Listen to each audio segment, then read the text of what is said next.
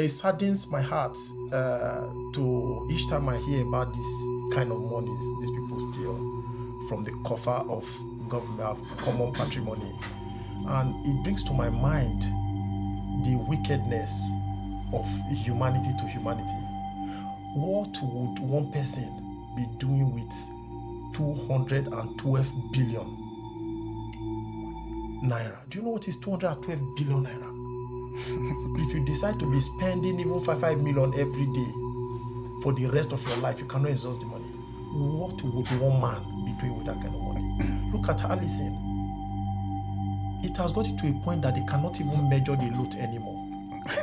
But you see, one thing that also surprises me is the fact that with all this loot they keep taking from the coffer of Nigeria, Nigeria is still living, still surviving. You know, it's just like a cow that people just keep cutting the flesh. You go cut a pound of flesh from the cow, and the cow is still bleeding. It's bleeding heavily.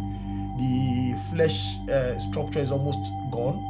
You know, but the only thing is that the cow has not given up its breath. It's still breathing. That's what is happening to Nigeria now. So, and as it stands right now, I was listening to somebody, a public speaker, a few days ago, who says that he said 95% of the monies wealthy people you see in Nigeria today, he said they don't have clean money. And when you say clean money, you know, meaning there must be some connection to government fund, you know, by some ways, or maybe some kind of dirty affiliations and all that kind of stuff. And that's the truth.